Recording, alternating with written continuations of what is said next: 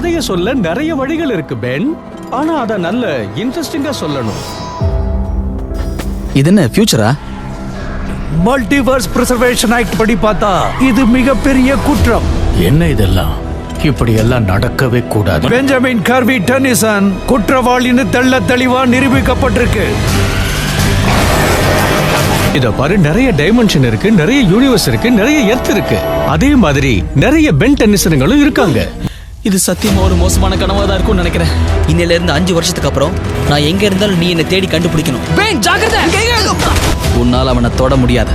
இப்ப வருங்காலமே என்னுடைய கட்டுப்பாட்டுல இருக்கு. என்ன பார்த்தா உனக்கு பயமா இருக்கா பென்? சரி, என்கிட்ட உங்களுக்கு என்னையா வேணும்? அது நோ, வாய்ப்பே இல்ல. இப்ப ஏன் சஸ்பென்ஸ் என்னையா அது? ஏய், பேச்ச குறைங்கடா. மல்டிவர்ஸ்ல இருக்கிற எல்லா பென்டென்ஸையும் சேர்க்கறது உண்மையிலேயே ரொம்ப கஷ்டமான வேலை தான். இந்த டைம் வார் இப்போ கைமீறி போயிட்டு இருக்கு. டைம் வாரா? யாரெல்லாம் அழிக்க போற? ஒட்டு மொத்தமா பாரடாக்ஸ். அடுத்து என்ன ஆகும் சொல்லுங்க.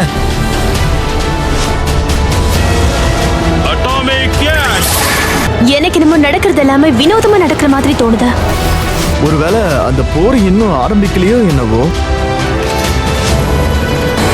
இது என்ன இவ்வளவு பெருசா இருக்கு? அதிர்ச்சியா இருக்கா? இந்த டிமென்ஷன்ல ஏதாவது பிரபஞ்சம் இருந்ததுன்னா அந்த ஹனையெல்லாம் கண்டிப்பா அழிச்சிடும். உனக்கு புரியுதா இல்லையா பென்? என்னால இதை நம்பவே முடியல.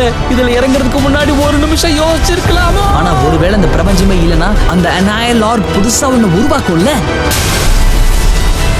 உங்களுக்கு ஏதாவது உதவி தேவைப்படுதா? இந்த பிரபஞ்சத்திலேயே நமக்கு உதவி செய்ய ஒருத்தர் தான் இருக்காரு.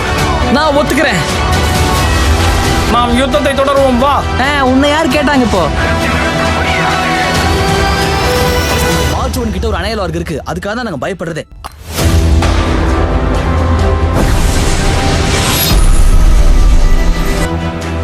மொத்தமா எவ்வளவுதானா? நமக்கு நீ எப்படி வந்து மாட்டுப்பாரு.